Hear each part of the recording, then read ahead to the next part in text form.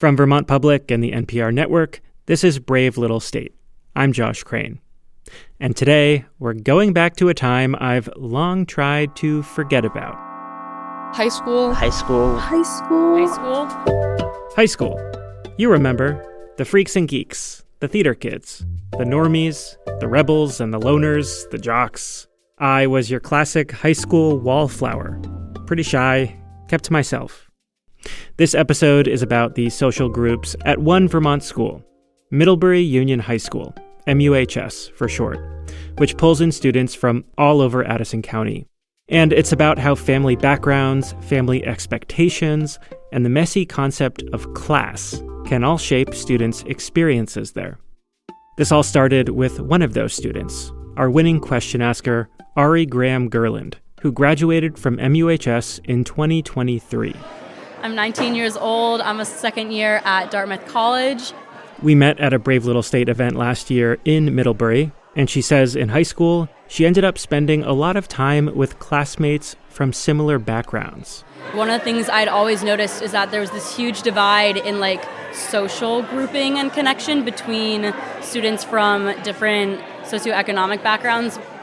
The student population at MUHS is, on average, whiter and wealthier than the rest of the states, based on data from the Vermont Agency of Education. And the differences between families there loom large, and they go beyond race and money. The biggest employer in Addison County is Middlebury College, a prestigious liberal arts school. But there's also a long legacy of farming in the area, especially in the small communities that surround the college town. And MUHS brings kids from all those different backgrounds together. Ari's family falls in the Middlebury College camp. One of her parents is a psychology professor there, and some of the differences she noticed between students at MUHS have to do with what life's like outside of the school day. Like students who have to finish their barn chores before heading to school, and those who don't. They also have to do with expectations around education. For instance, students who know they're going to pursue a 4-year college degree, like our question asker Ari, or students who plan to go into a trade. And there are plenty of students who have no idea what they're going to do post-grad. As you're about to hear, every student's experience is unique in some way. And that's why we're here. Because even now that Ari's a few years into college, she hasn't stopped thinking about all her former classmates and all the paths they took through her high school. She never really got to know so many of them. And so she's wondering, how does the family backgrounds of where students come from, how does that affect their experience in school? We'll be right back.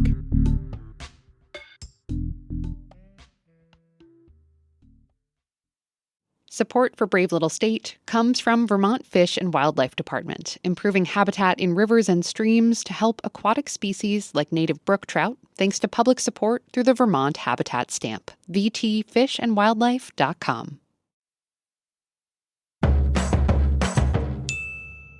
Nearly all the people we spoke to for this episode about class in the classroom graduated from Middlebury Union High School 2 or 3 years ago, like our question asker Ari.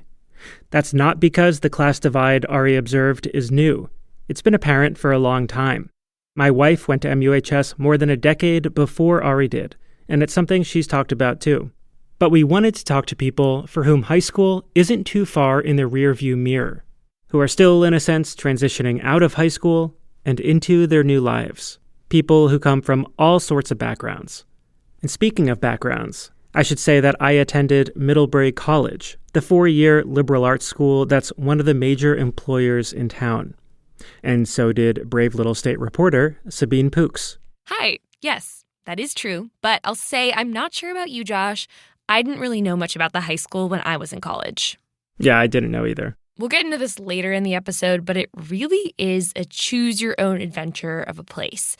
There are kids taking so many different paths there, and that's part of that really specific and often divided social environment that a lot of the people we spoke to mentioned. Yeah, this has been so interesting to learn about. And Sabine, you're going to introduce us to the very brave folks who spoke to us for this episode. That's right. Thank you for meeting after work. I know it's crazy. Yeah, Ani's schedule's crazy, my schedule's crazy, so I'm glad that it kind of worked out. We talked to a lot of really busy people in this episode. The first two are roommates. I am Ani Kryzo, and I am from Middlebury, Vermont, but living in Burlington, Vermont. I'm Shay Turk, and I'm from Middlebury, Vermont, but also live up in Burlington with Ani. Ani is a senior at the University of Vermont, studying to become a physical therapist. On the side, she also works at a high-end chocolate shop. Shay's a mechanic. She works at County Tire in Middlebury. But before they were adults with jobs and college and crazy schedules, they were classmates. We've been through the Middlebury school system since kindergarten to graduation. Shay was into the music scene in high school and played trombone in the jazz band. Ani described herself as a sort of floater. They say they sat at a small table in the corner of the lunchroom, which, by the way, was the place at MUHS where the different social groups were really visible. I think of the lunchroom, and I don't know if you think about it, but I think of the lunchroom and who I sat with and who, sat with who, all the, farmery, logger boot wearing people all kind of sat together and they all talked and hung out all the time. And I don't know if is preppy the right word? I don't know. The people that came off as very put together and from a great home and everything. I mean, there's the nice kids that come in with slacks every day and a button-up shirt and expensive shoes that I would never buy. This is Michael Plouffe. He graduated from MUHS the same year Shay and Ani did. And then you have the rednecks with the loggers and the Carhartt pants. And then there's kids that really didn't care, the ripped jeans and I don't Michael says he'd show up to school in a sweatshirt and boots. He grew up on his family's farm in Bridport. The farm has been in his family for 12 generations, and he worked there throughout high school. He said back then he was sort of a loner. Making friends at the high school wasn't really my priority because I felt like I had nothing in common with them all. Michael was really focused at that time on farming. He still is. Since he graduated high school, he's been working full-time at the family farm. Yeah, I mean, farming is always going to be in my blood. Having animals is going to be always in my blood, but farming, like me, I'm small. We milk 85 cows, and 85 cows does not pay the bills.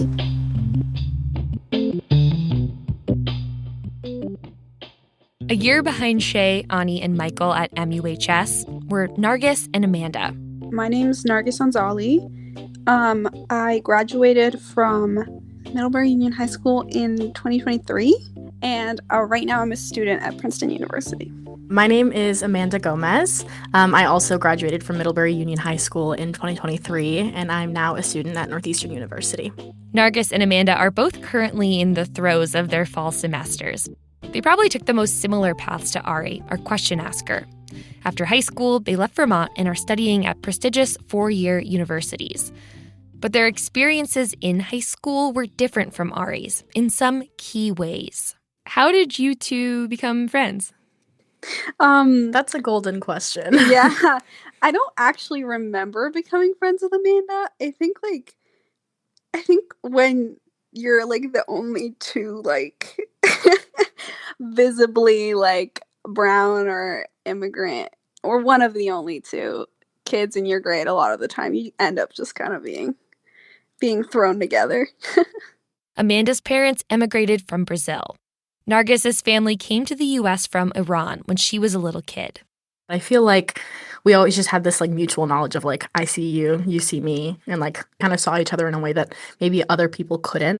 Amanda says that at MUHS, her background as a dual citizen and as a child of immigrants was always something that really set her apart. So I feel like I was kind of always aware of that, of the fact that my parents didn't speak fluent English, of the fact that I was always calling my parents in a different language. I looked a bit different than the people at school. I had sort of a different familial background. And I think also in a large way, other people's perception of us were more formed by our obvious differences. And so that was also how we interacted with our classmates. A lot of your friendship drama or whatever, quote unquote, you're supposed to have in high school ends up being oh, this person said something really racist. I didn't like it, and I don't feel comfortable around that person. And so in a lot of ways, it kind of shapes a really specific worldview.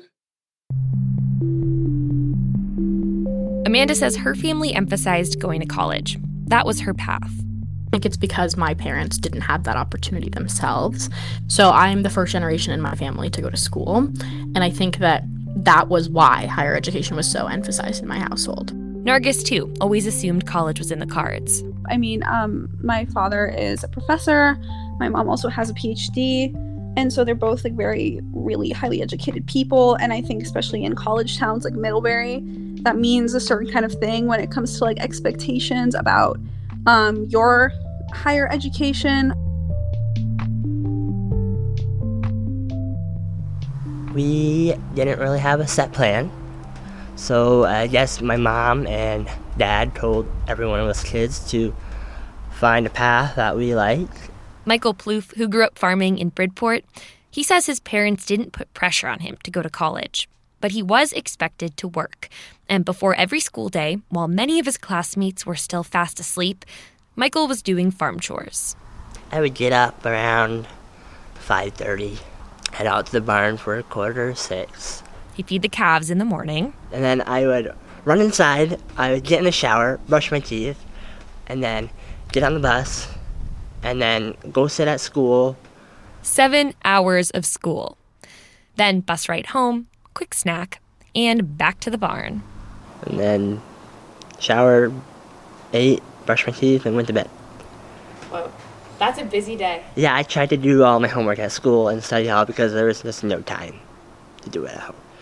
The other kids were like well rested and they had time to study, and then they did their homework at home and they actually got it, you know. And for me, all I think about all day long was get back home, because I did not like it at all. I did not like school at all. I could just not sit there all day and look at a computer or study textbooks. Or I was more like of a hands-on outside person. That's the background that I came from. Get up, work hard, and then repeat the next day. I worked in high school. You know, I had a car I had to pay for and insurance and all that good stuff. That's Shay again, the car mechanic. She says her parents didn't put pressure on her to go to college, but from early on, she saw the adults in her life working really hard. I remember my mom getting up and going to work at like 3 a.m. and then coming back and taking a little nap and then going to her 9 to 5 and doing it all again. My stepdad pulled, 12-hour days because he's also in the auto industry. Ani, Shay's roommate and the physical therapist in training, she says it was similar in her house. Her parents worked for the Addison County School District. Like, we were able to get groceries, but we weren't out, not 3-sport athletes with all the equipment we needed, tons of hand-me-downs, tons of using the local support, and hard work from my parents. Both of them have had side hustles and working the farmer's market over the summer for as long as I can remember. Shay says she could really see differences in what people had when they were all smushed together. She says in class, it was clear who had the time and the resources to prioritize getting schoolwork done, and those who didn't. I hated working in groups because they would like mix it up and everything. And it's like, everyone's like, oh, well, we can just go there and do this. And it's like, I can't, how am I going to get there? How am I like, I can't just drop everything and do this. I understand this is important and I need to do a good grade on this, but you know, it's not, it's a priority for me in a sense, but you know, I'm thinking about more the bigger picture here. By all accounts, these differences in identity and family backgrounds and attitudes around education really separated students at Middlebury Union High School. Still, everyone took classes together and walked the halls together and sat in the same lunchroom together. But then there reached a point in those 4 years when a lot of the distinctions between students became really concrete. So junior year is a big transitional year, and I call it like the buffet of options. That's after this.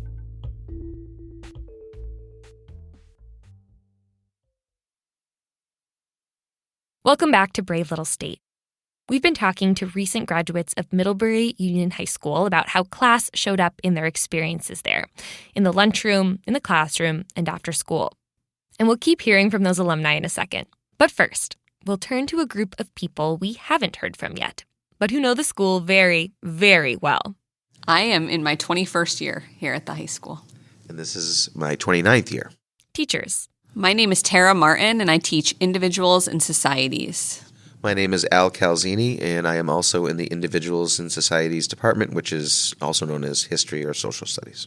Tara and Al meet up with me in a classroom at the high school after a long school day. They teach some of the 9th and 10th grade classes that everyone takes all together. You know, all different levels of abilities come in the classroom and different levels of social class. And so their experiences are incredibly different. And so we have to try to make it kind of a level playing field. Different experiences, different abilities, same classrooms. But then in 11th grade, something totally shifts. So junior year is a big transitional year, and I call it like the buffet of options. Buffet of options. Students really get to pick which paths they take. And there are a lot of paths. You've got your traditional high school classes across lots of different levels. Then you've got electives. So, for instance, when you get into junior year, you could take psychology, or you could take Al Calzini's topics in social studies class. The big thing is choice. At the end of the day, 11th grade and 12th grade is all about choice. Some students finish high school at a local community or state college. Others go to the Patricia A. Hannaford Career Center, which is right down the hall from our building. We're literally attached to it. The Career Center has technical training programs in fields like theater production, culinary arts, welding, and manufacturing. So when students know they're interested in a specific trade, they can go there and get more specific training. And I often say that if we have a student that's like floating on the line of at risk of dropping out, that if we can get them to the Career Center, that's like their ticket to getting to the graduation stage, because they found their passion, they found their avenue, that they see themselves there post-high school. So let's get them there by their junior year so they can really immerse themselves in that program. Shay Turk, the mechanic, she went to the Hannaford Career Center. So did Michael Plouffe. He studied sustainable agriculture there. It was like Disneyland, but full of classrooms. Wait, why do you say it was like Disneyland? Because you actually had fun, and you learned. I knew everyone by heart there, and I'd always make sure to say hello. It was a total game changer. If there wasn't for the Career Center, I would have probably dropped out, because I did not like school at all. I hated it with every bone in my body, because I just didn't like school. I didn't like sitting there for 7-8 hours a day and learning about the same stuff every day. Where you go to the Career Center and we learned about something new every day. For Michael, this was also when he finally found his people. They were students who had similar backgrounds to him and who were interested in some of the same things, like farming. So when I would go down to the Career Center, I made a lot of friends because we actually had something in common where we could talk to. And there was even one guy who was from a family that showed cattle, like Michael does. And when he started talking and introduced himself, I was like, yeah, I know him. I'm going to be his best friend, so yeah. Oh, it was like friend at first sight. Yes. He says to this day, they're still inseparable. Another path in that buffet of options Tara talked about is the IB program, or International Baccalaureate Program. That's the most advanced academic track students could take. Al Calzini, the other teacher, says those kids tend to stick together. Birds of a feather flock together, and they feel a strong connection to each other because they're going through this program together. But you definitely see them as a separate entity, group within a group almost. When the IB program came up with the people we talked to, there were feelings. Don't even get me started on the International Baccalaureate Program, because I think that brought segregation to a whole nother level. Oh gosh. Do you remember all those testing? The time that we are clocking in and doing some minimum wage job. They're studying, their parents are buying them books and resources or tutors.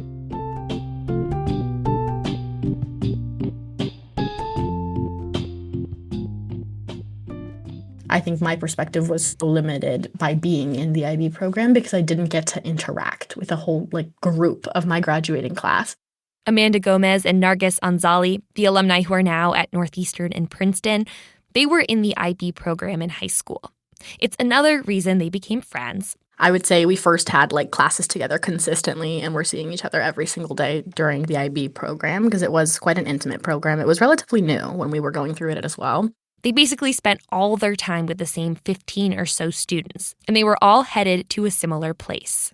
I very rarely was in like a class with somebody who didn't end up going to college because most people who wanted to go to college were in the IB program, and most people who were in the IB program wanted to go to college. I completely agree. I mean, I would not say that I was friends with anyone who wasn't considering higher education. And I'm not saying that there shouldn't be different educational options for different people. But I will say, like, it created an incredibly limited set of people that I interacted with. And that limited set was very often from people who had socioeconomic backgrounds that prioritized higher education. Higher education, which brings us to that last fork in the road of high school, graduation and beyond. Nargis and Amanda say all the conversations about the future intensified the feelings of otherness they felt. I think everything got a lot worse during college admission season. I completely agree about college admission season. I was going to bring that up, which is, again, somewhat of a privileged position to be in, right? Because, that was something that for my family, it was, always, okay, well, you're going, right? So it's, education was super important to us, and, but I would also say that, it really intensified the amount of microaggressions that you were getting on a daily basis. Nargis says someone told her they wished they had the trauma she had so they could write a better college essay. Amanda says there was an implication that she was only getting into college because of her background. And she says it all just kind of shut her down. I think I have lots of regrets about sort of the way I moved in high school. I got to college, and my college, I'm very fortunate to go to a college that is a lot more diverse than Middlebury Union High School. Not that the bar is super high there, but my college is a lot more diverse. And I was shocked to get here and realize, I am a good student. I genuinely like talking in all of my classes. I like raising my hand. I have thoughts to share, and sometimes I'm wrong, but I like sharing them no matter what. I'm a yapper, I guess, as one might say. In high school, I feel like I was a lot less present in the classroom. I think I raised my hand a lot less. I think the closer we got to graduation, the more it kind of came out. This is Shay Turk again, who works at the auto repair shop in Middlebury. She says college admission season really highlighted the differences between her classmates. After we started announcing where we're going to college, what we're actually going to do, when we were really getting down to it, there were some people, and I was like, really? That's interesting. I remember Shay's roommate, Ani, she remembers talking to a classmate who was considering paying the deferment fee for the school she got into and taking a gap year instead. And I was like, well, you're going to pay to not go, too? I can't pay to go and to not go kind of thing. And that was just a kind of eye-widening, jaw-dropping moment where I was like, you can just choose to do that? Yeah, Yeah. When you think about people having that much money and those options, what does that feel like emotionally? Oh, I'm jealous. 100% I'm jealous. Yeah. Oh my God. I've always wanted to go out and see things, and, I've barely left New England. I'd love to go out and do all these things, so jealousy is a big part of it. But also, one day with how much we freaking work, I'm sure we'll get there eventually. It's just a matter of, it's not at a drop of a hat like some people were able to do.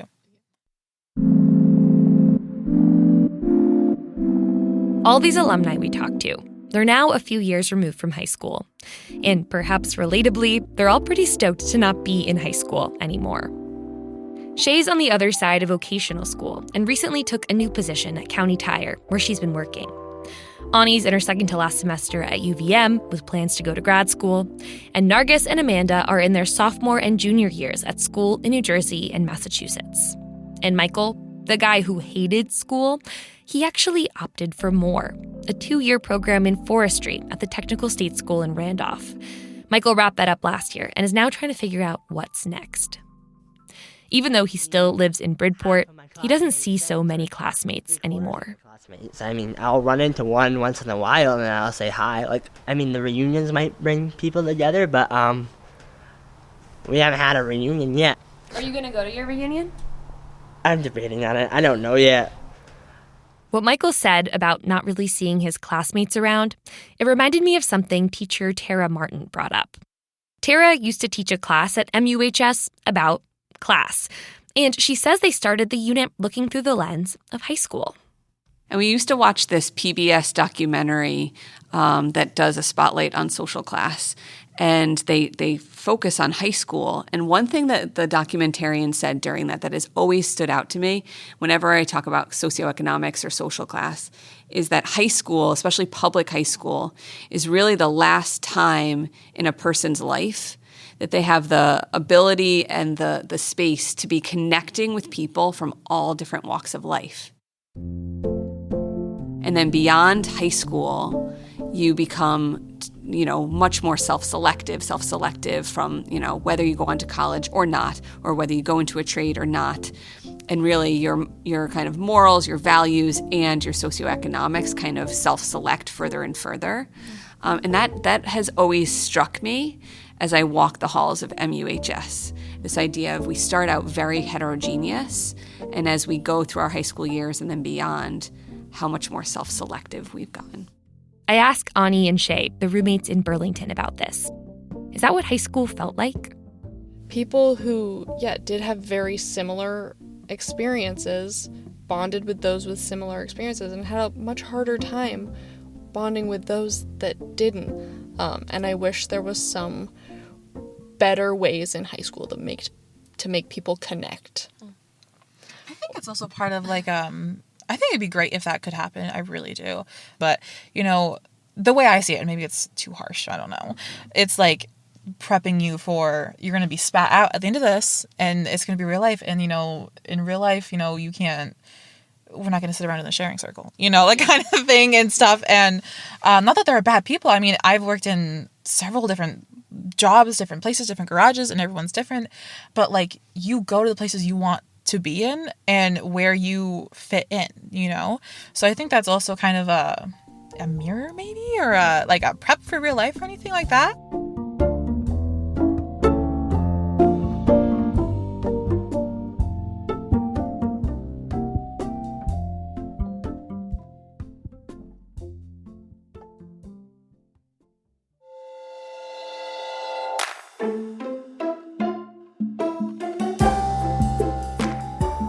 Thanks for listening to the show, and thanks to Ari Graham-Gurland from Middlebury for the great question. If you have a burning question about Vermont, our region, or its people, ask it at bravelittlestate.org. And follow the show in any podcast app so you don't miss new episodes. This episode was reported by Sabine Pooks, with editing and production from the rest of the BLS team, Burgess Brown, Camila Van Order Gonzalez, and me, Josh Crane. Our executive producer is Angela Evansy. Theme music by Ty Gibbons. Other music by Blue Dot Sessions. Special thanks to Stephanie Sherman and Ariel Slater. Brave Little State is a production of Vermont Public and a proud member of the NPR network.